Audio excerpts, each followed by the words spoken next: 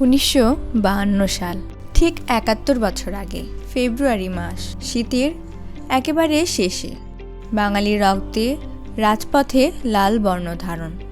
বন্দুকের গুলির সামনে প্রাণের মায়া ত্যাগ করে মিছিলে স্লোগানে বিভোর বাঙালির একটিই দাবি, সংখ্যাগরিষ্ঠের ভাষাকে রাষ্ট্রীয় ভাষার মর্যাদা দান। ভারত ভাগের আগে থেকেই পশ্চিম পাকিস্তান পূর্ব পাকিস্তান অর্থাৎ বাঙালির যথাযথ মর্যাদার পরিবর্তে ধাপে ধাপে ন্যায্য অধিকার হরণের কাজে লেগে পড়ে। তারই ধারাবাহিকতায় আঘাত আসে আমাদের মাতৃভাষার ওপর। বাঙালি গর্জে ওঠে বাঘের মতো।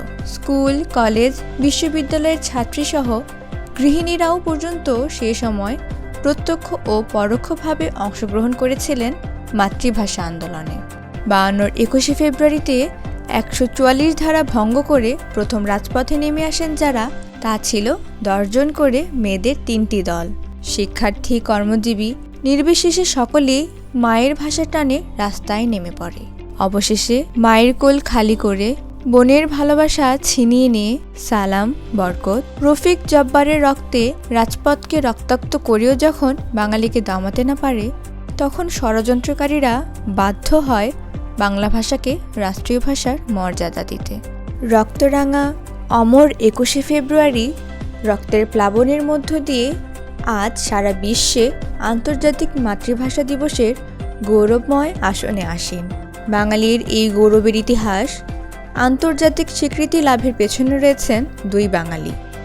1998 খ্রিস্টাব্দে কানাডার ভ্যাঙ্কুভার শহরে বসবাসরত দুই বাঙালি রফিকুল ইসলাম এবং আব্দুস সালাম প্রাথমিক উদ্যোক্তা হিসেবে 21শে ফেব্রুয়ারিকে আন্তর্জাতিক মাতৃভাষা দিবস হিসেবে ঘোষণার আবেদন জানিয়েছিলেন জাতিসংঘের তৎকালীন মহাসচিব কফি আনানের কাছে।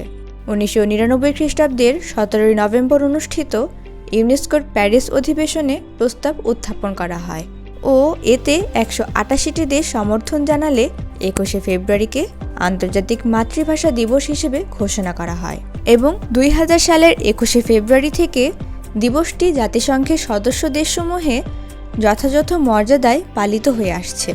বাংলা আজ শুধু দেশেই নয়, দেশের বাইরেও তার অবস্থান সুউচ্চ। আফ্রিকার দেশ সিয়েরা লিওনে বাংলা ভাষাকে সরকারি ভাষার মর্যাদা দেওয়া হয়েছে। বাংলা ভাষা, সাহিত্য, ইতিহাস ও সংস্কৃতি নিয়ে বহির্বিশ্বে ভারত ও বাংলাদেশের পর ব্রিটেন ও যুক্তরাষ্ট্রে সবচেয়ে বেশি চর্চা হয়ে থাকে। 21শে ফেব্রুয়ারি এদেশের মানুষকে শিখিয়েছে আত্মত্যাগের মন্ত্র, বাঙালিকে করেছে মহীয়ান। 21 তাই একটি সংখ্যা মাত্র নয়, দিনপঞ্জিকার একটি দিন মাত্র নয়, অমর 21শে আমাদের অস্তিত্বের সাথে মিশে আছে। 21শের পথ বেয়ে এসেছে 54-র সাধারণ নির্বাচনে পাক শাসকদের ভরাডুবি, 66-র 6 দফা আন্দোলন, 69-এর গণ অভ্যুত্থান, 70-এর সাধারণ নির্বাচনে বাঙালির বিপুল বিজয়, 71-এর মুক্তিযুদ্ধ এবং অবশেষে পৃথিবী জুড়ে আন্তর্জাতিক মাতৃভাষা দিবস পালন। 21 মানে তাই মাথা নত না করা।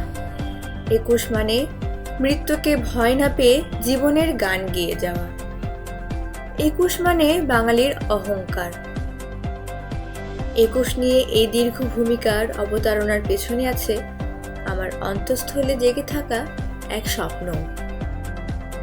আমরা যেন আমাদের পূর্বপুরুষের এনে দেওয়া উপহার এই মাতৃভাষাকে সমুন্নত রাখি।